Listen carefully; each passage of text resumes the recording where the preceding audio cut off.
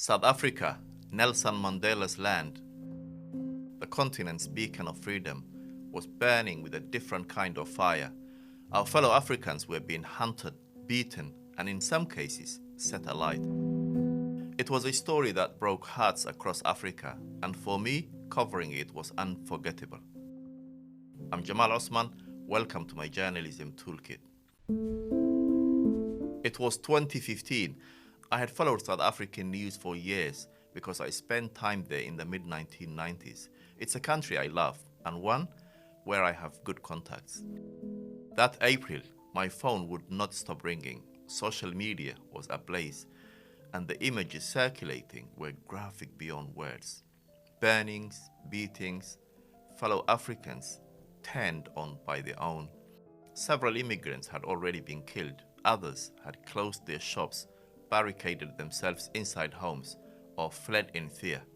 Zimbabweans, Mozambicans, Malawians, Nigerians, Somalis, Ethiopians, and others. These were not just statistics. They were people, families, faces. Some of the images were too graphic to show on mainstream media, but they burned into my mind. Men dragged naked through the streets, a child among those set alight. It was unthinkable, and yet it was happening. South Africa is a special place, and this perhaps is what made it so devastating, because it's not like any other country on the continent. It holds a sacred place in the African imagination. The long battle against apartheid was carried not just by South Africans, but by the whole continent. Neighbors rallied behind the dream of freedom with military training, political support, and moral solidarity. South Africa was Mandela's home, the land of reconciliation, the country that was meant to prove what was possible. When a people turned from hate to hope, even the Pan-African Parliament chose to sit there with its mission of giving Africans a common voice.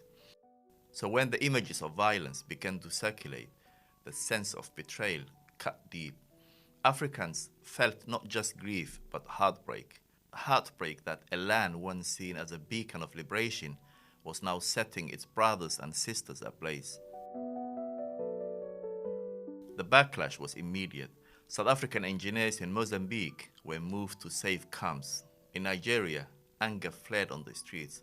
One protester warned, if they force our brothers out of their country, they should remember, what is good for the goose is good for the gander. Even in Britain, the ripple was felt. South African singer Kelly Khumalo was forced to cancel shows in Manchester and Coventry after threats from protest groups. It was more than anger, it was a rupture of trust. A continent that had once looked to South Africa to help solve its problems suddenly felt betrayed. The African Brotherhood had cracked. Part of the fury was fed by words. Zulu King Goodwill Zwelithini had been reported as saying foreigners should pack their bags and leave. Many of those rioting could be heard chanting, "The King has spoken." The government, meanwhile, hesitated to admit what was happening. Officials dismissed it as misinformation, warning against rumors.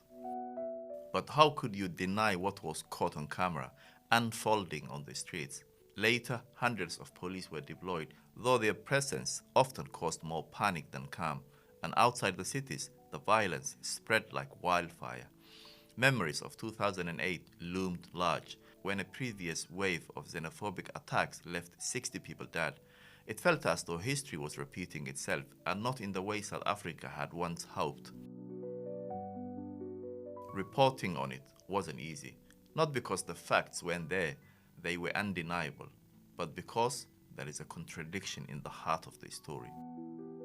How could the land of Mandela, a nation forged in the fight against racial oppression, now burn alive the children of those who once helped free it?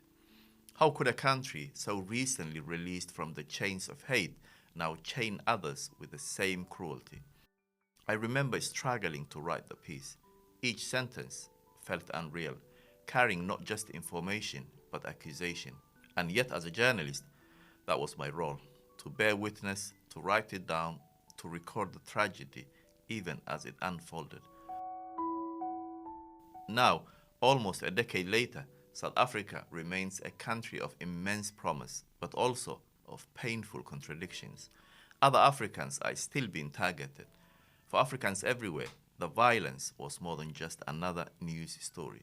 It was the shattering of an illusion, the reminder that liberation does not immunize a nation against hate, that the brotherhood of the continent is not guaranteed, but must be nurtured and protected. Thanks for watching. I'll see you next time.